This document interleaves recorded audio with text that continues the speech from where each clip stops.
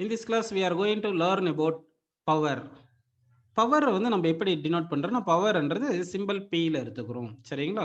Power எப்படி define பண்ணலாம்னா rate of doing work is known as power. பவருக்கு என்ன டெஃபினேஷன் சொல்லுங்க? Rate of doing work. Rate of doing work is known as power.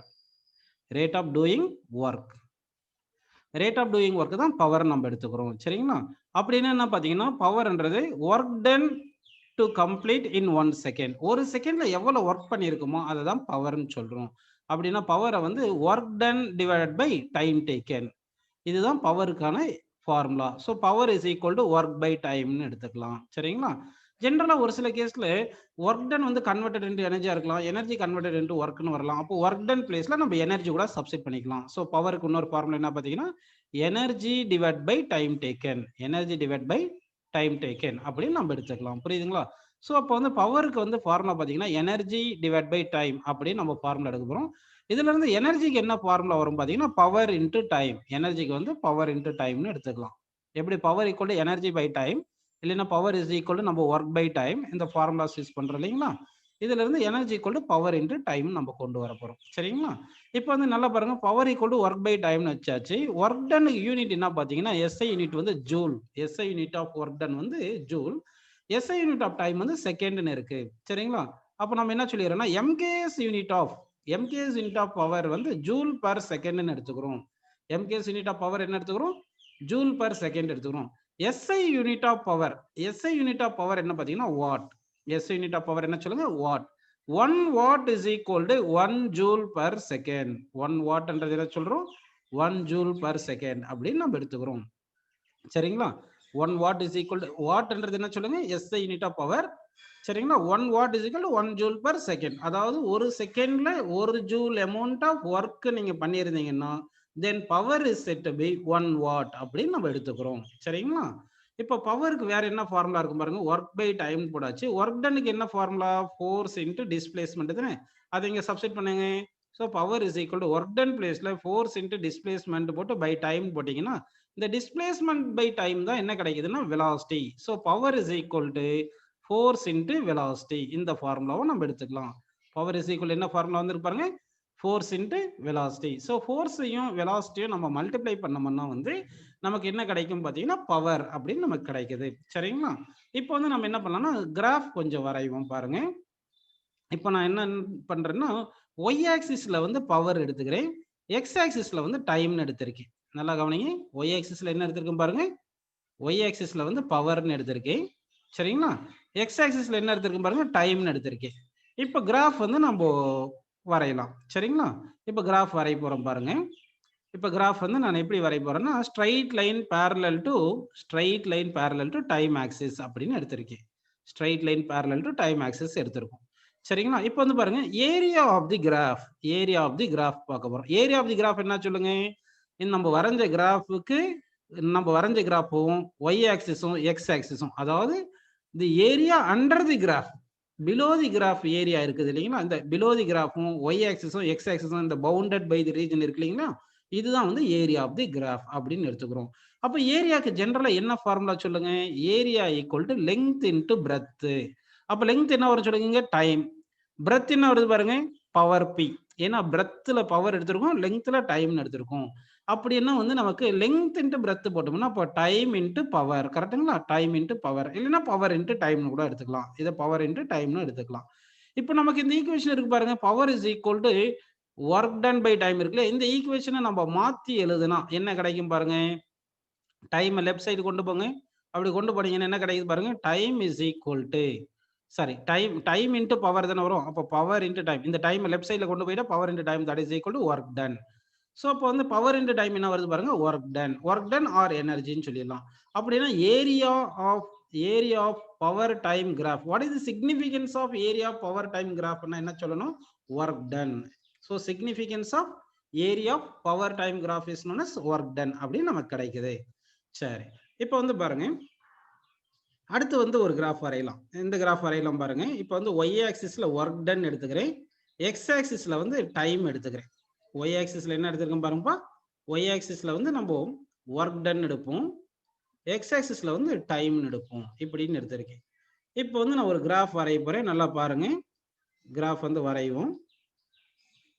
சரி, இந்த graph வந்து இப்படி ஸ்ட்ரைட் லைன் கிராஃப் இப்படின்னு நமக்கு கிடைச்சிருக்கு. இது ஸ்ட்ரைட் லைன் கிராஃப்னு கிடைச்சிருக்கு, புரியுதுங்களா? இப்போ வந்து இங்க என்ன பண்ணலாம்னா ஸ்லோப் கண்டுபிடிப்போம்ப்பா. ஸ்லோப் கண்டுபிடிக்கலாமா? சரி, ஸ்லோப் எப்படி கண்டுபிடிக்கணும்? y axis value divide by x axis value. அப்போ y axis value divide by x axis value கண்டுபிடிச்சீங்கன்னா அதுதான் வந்து என்ன சொல்லுங்கப்பா, ஸ்லோப் அப்படின்னு அர்த்தம். சரிங்களா? அப்போ ஆக்சுவலா ஸ்லோப் பண்றது என்ன பார்த்தீங்கன்னா, இந்த ஆங்கிள் இருக்கு இல்லைங்களா? இந்த ஆங்கிள வந்து டான்ஜென்ட்ல எழுதிக்கணும். நான் அடுத்த ட்ரிக்னோமெட்ரி நடத்தும்போது சொல்லி தரேன். ஸ்லோப் பண்றது டான் தீட்டான்றது டான் தீட்டான்னு வரும். ஸ்லோப் வந்து டான் தீட்டான்னு வரும். இது ஆப்போசிட் பை அட்ஜசன்ட் சைடு எடுக்கிறது தான் நம்ம ஸ்லோப்னு அர்த்தம். ஸோ ஆப்போசிட் சைடு வந்து ஒய் ஆக்சிஸ் தானே. ஒய் ஆக்சிஸ்ல என்ன எடுத்திருக்கோம் பாருங்க, ஒர்க் டன் எடுத்திருக்கோம். அட்ஜசன்ட் சைடுன்றது என்ன எடுத்திருக்கோம், எக்ஸ் ஆக்சிஸ், அதில் டைம் எடுத்திருக்கோம். ஸோ அப்போ ஒர்க் பை டைம் அப்படின்னு கிடைச்சிருக்கு. அப்போ ஸ்லோப் பண்றது என்ன பார்த்தீங்கன்னா, opposite side by adjacent side. ஆக்சுவலா ஒர்க் பை டைம் என்ன டெஃபினேஷன் நம்ம சொல்லியிருந்தோம் பாருங்க. பவருக்கு வந்து என்ன சொல்லியிருந்தோம் பாருங்களா, ஒர்க் பை டைம் தானே சொல்லியிருந்தோம். அப்படின்னா ஒர்க் பை டைம் வந்து என்ன வருது பாருங்க, பவர்னு வருது. அப்போ slope of work time graph, அப்போ slope of work time graph சொன்னாலும் ஒண்ணுதான், எனர்ஜி டைம் கிராஃப் சொன்னாலும் ஒண்ணுதான். So slope of work time graph is equal to power அப்படின்னு நமக்கு கிடைக்குது, புரியுதுங்களா? பவர்னு நமக்கு கிடைச்சிருக்கு. சரிப்பா, இப்போ வந்து உங்களுக்கு என்னென்ன புரிஞ்சுன்னா, area of power time graph is known as work done. அடுத்து வந்து என்ன கிடைச்சிருக்கு பாருங்க, slope of work done time graph தான் பவர் அப்படின்னு நமக்கு கிடைச்சிருக்கு. இது வரைக்கும் உங்களுக்கு புரிஞ்சிருக்கு, சரிங்களா? நெக்ஸ்ட் வந்து நம்ம கான்செப்ட் பார்க்க போறோம் பாருங்க. இப்போ வந்து பவருக்கு எஸ்ஐ யூனிட் வந்து வாட் அப்படின்னு தெரியும் உங்களுக்கு, வாட்னு தெரியும். அதே சிஜிஎஸ் யூனிட் இது வந்து எஸ்ஐ யூனிட். எஸ்ஐ யூனிட்டும் எம்கேஎஸ் யூனிட்டும் ஆல்மோஸ்ட் சேமா இருக்கும். சிஜிஎஸ் யூனிட் என்ன பார்த்தீங்கன்னா erg per second. CGS unit வந்து எர்க் பர் செகண்ட் அப்படின்னு வந்திருக்கும். 1 watt is equal to 10 power 7 எர்க் per second அப்படின்னு நம்ம எழுதிக்கணும். இது இப்படியே எழுதிக்கிங்க, சரிங்களா? இன்னொன்று ப்ராக்டிக்கல் யூனிட் இருக்கு. பவருக்கு வந்து ப்ராக்டிக்கல் யூனிட் இருக்கு. ப்ராக்டிக்கல் யூனிட் ஆஃப் பவர் என்ன பார்த்தீங்கன்னா ஹார்ஸ் பவர். என்ன சொல்லுங்க, horse power. 1 horse power is equal to 746 what. 1 horse power equal என்ன எழுதணும், 746 வாட் அப்படின்னு நம்ம எழுதிக்கிறோம், சரிங்களா? சரி, இப்போ வந்து நம்ம என்ன பண்ண போறோம்னா, power is equal to energy divide by time தானே. இதுல இருந்து energy is equal to power into time தானப்பா வருது. சரி, இப்போ எனர்ஜிக்கு என்ன யூனிட் சொல்லுங்க, ஜூல். பவருக்கு என்ன யூனிட் சொல்லுங்க, வாட். டைமுக்கு என்ன யூனிட் பா செகண்ட். அப்போ 1 joule is equal to 1 watt second. 1 joule is equal என்ன சொல்லலாம், 1 வாட் செகண்ட் நம்ம எடுத்துக்கலாம், சரிங்களா? அப்போ வந்து ஜூலுக்கும் வாட்டுக்கு என்ன ரிலேஷன் பார்த்தீங்கன்னா 1 joule is equal to 1 watt second அப்படின்னு எடுத்துக்கிறோம். சரி, இதுல வந்து கொஞ்சம் ப்ராக்டிக்கல் யூனிட், இன்னொன்று வந்து கமர்ஷியல் யூனிட்னு ஒன்று யூஸ் பண்ண போறோம். அந்த யூனிட்டை சொல்ல போறேன். பவர் வந்து பெரிய பெரிய யூனிட் எப்படி எடுக்க போறேன்னா கிலோ வாட்னு எடுக்க போறேன். பவருக்கு பெரிய யூனிட் எவ்வளோப்பா, கிலோ வாட். டைம் வந்து 1 ஹவர் எடுத்துக்கிறேன், 1 ஹவர் எடுத்துக்கிறேன். அப்போ பவருக்கு வந்து கிலோ வாட்னு போட்டுட்டு டைமுக்கு வந்து 1 ஹவர் போட்டிருக்கேன். அப்போ இது கிலோ வாட் ஹவர். இந்த கிலோ வாட் ஹவர்ன்றது பாருங்க எனர்ஜி தானே. அப்படின்னா kilo watt hour is the commercial unit of energy. அப்போ இங்க வந்து என்ன பாருங்க, இல்லைன்னா ஜெனரலா ப்ராக்டிக்கல் யூனிட் வச்சுக்கலாம். Practical unit of energy, practical unit of energy, practical unit of energy வந்து என்ன வருது சொல்லுங்க, kilo watt hour.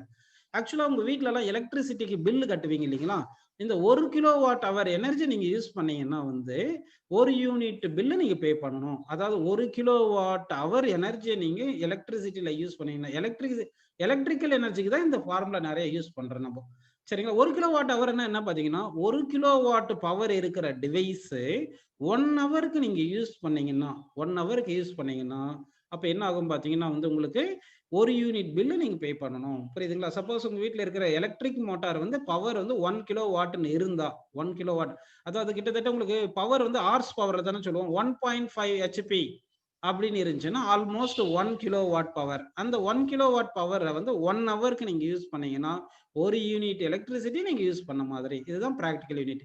Anyway kilo what ஹவர்ன்றது யூனிட் ஆஃப் எனர்ஜி தான். ஆனா SI unit of energy joule. அப்ப நம்ம என்ன பண்ணோம்னா 1 கிலோ வாட் ஹவர் எத்தனை ஜூல்ன்றதை இப்ப நம்ம கண்டுபிடிக்கணும், சரிங்களா? இப்ப இந்த கிளாஸ்ல நம்ம என்ன பண்ண போறோம், relation between kilo watt hour and joule அப்படின்னு பார்க்க போறோம். Relation between kilo watt hour and joule அப்படின்னு நம்ம எடுத்துக்கிறோம். கிலோ வாட் ஹவருக்கும் ஜூலுக்கும் நம்ம ரிலேஷன் கண்டுபிடிக்க போறோம், சரிங்களா? அப்போ வந்து பாருங்க 1 கிலோ வாட் ஹவர்ன்றது எத்தனை ஜூல் அப்படின்னு பார்க்க போறோம். 1 கிலோ வாட் வந்து 1000 வாட். 1 கிலோ வாட் வந்து எவ்வளோப்பா? 1000 வாட். Into 1 hour. 1 ஹவர்ன்றது என்னது? 1 hour is equal to 60 minute. 60 minute. அடுத்து 16 போட்டு 1 மினிட் எவ்வளோ? 60 செகண்ட். சரிங்களா? அப்போ 60 இன்டு 60 எவ்வளோ வரும்? 3600 செகண்ட் வருது. ஸோ 1 ஹவர்ன்றது எவ்வளோ பார்த்தீங்கன்னா 3600. அப்போ இந்த 1 ஹவர் பிளேஸ்ல 3600 செகண்ட்னு போட்டுக்கிறோம். புரியுதுங்களா? இப்போ வந்து நம்மள இந்த வாட் செகண்ட் தனியா எழுதிக்கலாம். What into second. இங்க 1000ம் 3600 இருக்கு இல்லையா? இதுல மொத்தம் எத்தனை சைபர் இருக்கு பாருங்க. 3 ஜீரோஸ் இங்க 2 ஜீரோ. அப்போ 336 இன்டு ஒரு 10 பவர் 5ன்னு போட்டுக்கலாமா? இங்க 3 ஜீரோ இங்க 2 ஜீரோ. அடுத்து இங்க ஒரு டெசிமல் தள்ளி வச்சோம்னா இன்னொரு 10 பவர் கூட்டிக்கலாம். ஸோ 3.6 இன்டு 10 பவர் 6ன்னு போட்டு இந்த 1 வாட் செகண்ட தான் நம்ம ஜூல்னு சொல்றோம். ஆல்ரெடி நம்ம பார்த்திருந்தோம். என்ன சொல்லுங்க? 1 joule is equal to 1 watt செகண்ட்னு பார்த்திருந்தோம் இல்லையா? ஸோ அப்போ வாட் செகண்ட் பிளேஸ்ல ஜூல்னு எழுதிக்கிங்க. அப்போ வந்து உங்களுக்கு என்ன வந்திருக்கு பாருங்க. ரிலேஷன் என்ன வந்திருக்கு? 1 kilo what hour is equal to 3.6 into 10 power 6 joule அப்படின்னு நமக்கு கிடைச்சிருக்கு. புரியுதுங்களா? ஸோ கிலோ வாட் ஹவர்ன்றது பிராக்டிக்கல் யூனிட் ஆஃப் எனர்ஜி. ஜூல்ன்றது SI unit of energy. 1 kilo what hour is how many ஜூல்னு பார்த்தீங்கன்னா 3.6 இன்டு 10 பவர் 6 ஜூல் அப்படின்னு வரும் நமக்கு. சரிங்களா? இப்போ கிலோ வாட் ஹவரை ஜூல்ல கன்வெர்ட் பண்ண சொன்னாங்கன்னா நீங்க என்ன பண்ணணும்னா 3.6 இன்டு 10 பவர் 6ல மல்டிப்ளை பண்ணணும். இதே ஜூலை கிலோ வாட் ஹவர்ல மாத்தணும் அப்படின்னா அப்போ ஜூலை இங்க வச்சுட்டு 3.6 இன்டு 10 பவர் 6 வந்து லெஃப்ட் சைட்ல கொண்டு வந்துருங்க. அப்ப என்ன வருது பாருங்க. 1 joule is equal to left side கொண்டு வரும்போது இது மல்டிப்ளிகேஷன்ல இருக்கிறது டிவிஷன்ல வந்துரும். So 1 joule is equal to 1 divide by 3.6 into 10 power 6 kilo watt hour அப்படின்னு நமக்கு கிடைச்சிருக்கு. புரியுதுங்களா? அப்போ ஜூலை வந்து கிலோ வாட் ஹவரா மாத்தணும்னா என்ன பண்ணணும் சொல்லுங்க. 3.6 இன்டு 10 பவர் 6ல டிவைட் பண்ணணும். இது கிலோ வாட் ஹவரை ஜூல்ல கன்வெர்ட் பண்ணா 3.6 இன்டு 10 பவர் 6ல மல்டிப்ளை பண்ணணும்.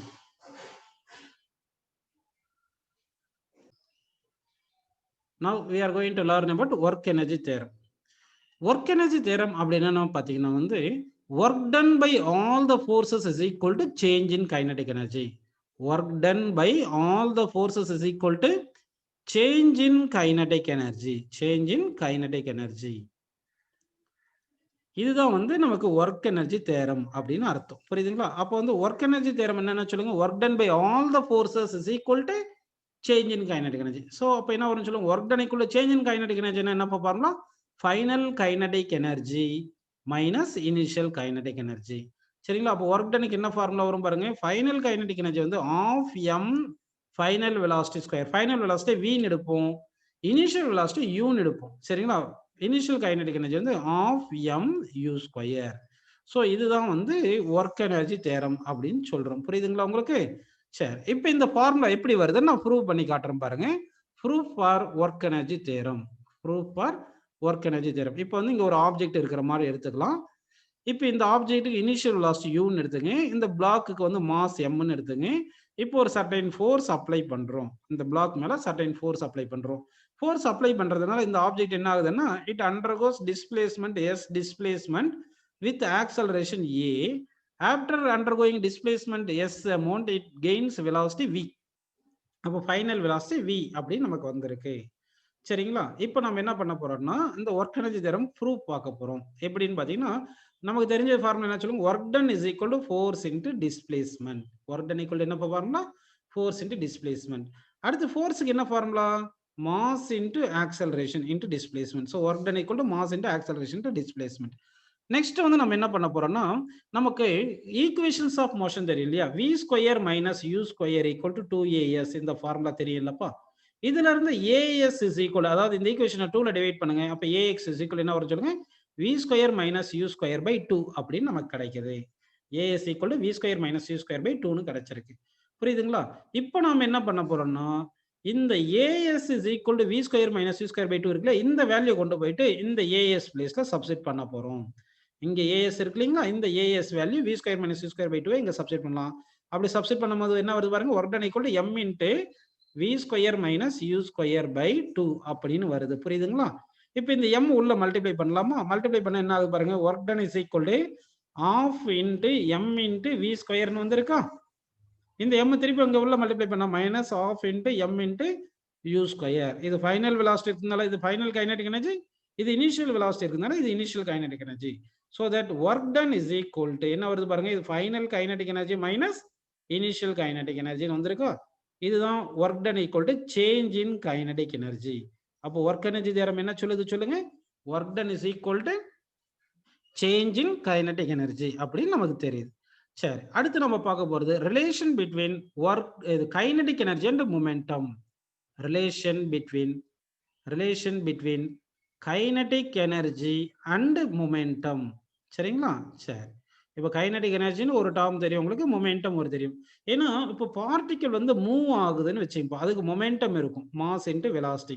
அதே மாதிரி பார்ட்டிகல் மூவ் ஆனா கைனடிக் எனர்ஜி இருக்கும், of into M V square அப்படின்னு இருக்கு. அப்போ பார்ட்டிகல் மூவ் ஆனா மொமெண்டமும் இருக்கு, கைனடிக் எனர்ஜி இருக்கிறதுனால மோஷன்ல இருக்கும்போது மொமெண்டம் கைனடிக் எனர்ஜி இருக்கிறதுனால நம்ம relation between kinetic energy and momentum நம்ம டெரைவ் பண்ணலாம். புரியுதுங்களா உங்களுக்கு? சரி, இப்போ என்ன பண்ணலாம்னா இதை ஈக்குவேஷன் 1ன்னு எடுத்துங்க, இது ஈக்குவேஷன் 2ன்னு எடுத்துங்க. இப்போ நம்ம ஈக்குவேஷன் 2வை கொஞ்சம் மாடிஃபை பண்ணி எழுதலாம். எப்படி மாடிஃபை பண்ணி எழுதுறோம்னா ஈக்குவேஷன் 2வை வந்து kinetic energy is equal to half into numerator and denominator மாஸ்ல மல்டிப்ளை பண்ணுங்க. அப்போ m square we square divide by m அப்படின்னு வருது. அப்போ கைனடிக் எனர்ஜி இஸ் ஈக்குவல் என்ன பண்ணலாம் பாருங்க, ஆஃப் இன்ட்டு இந்த கீழே எம் இருக்கு இல்லைங்களா, நியூமரேட்டர்ல எம் வி ஹோல் ஸ்கொயர் போட்டுங்க. ஏன்னா M square we square M V whole square போட்டுங்க. எம் இன்ட்டு வி தான் என்ன பாருங்க, மொமெண்டம். எம் இன்ட்டு வி தான் என்னது, மொமெண்டம். அப்போ kinetic energy is equal to m v என்றது மொமெண்டம், மொமெண்டம் ஸ்கொயர் போட்டு டிவைட் பை 2mன்னு போட்டுக்குங்க. அப்போ கைனடிக் எனர்ஜிக்கும் மொமெண்டம் என்ன ரிலேஷன் சொல்லுங்க, kinetic energy equal to p square by 2m. Kinetic energy equal to p square by 2m. இப்போ மொமெண்டமும் மாசும் தெரிஞ்சுன்னா இப்படி கைனடிக் எனர்ஜி கண்டுபிடிக்கலாம். ஒருவேளை கைனடிக் எனர்ஜியும் மாசும் தெரிஞ்சுன்னா மொமெண்டம் எப்படி கண்டுபிடிக்கிறதுன்னு பார்க்கலாமா? இப்போ பாருங்க, அப்போ momentum square is equal to kinetic energy into 2m. Momentum square equal to kinetic energy into 2m. அப்போ மொமெண்டம் இஸ் ஈக்குவல் என்ன வரும் சொல்லுங்க, square root of kinetic energy into 2m. Square root of kinetic energy into 2m அப்படின்னு நமக்கு கிடைச்சிருக்கு. So relation between kinetic energy and momentum நமக்கு புரிஞ்சிருச்சுப்பா.